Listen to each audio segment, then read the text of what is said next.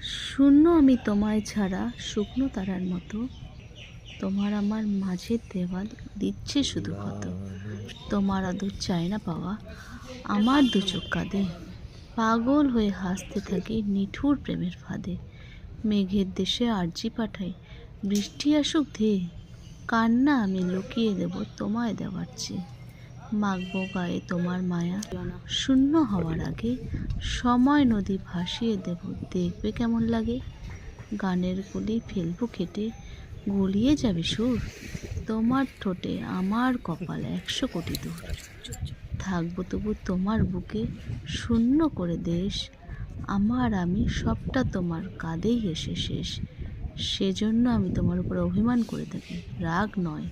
কিন্তু কী করব, তুমি তো সেটা বুঝবে না। কিন্তু তাই বলে কি আমি অভিমান করব না?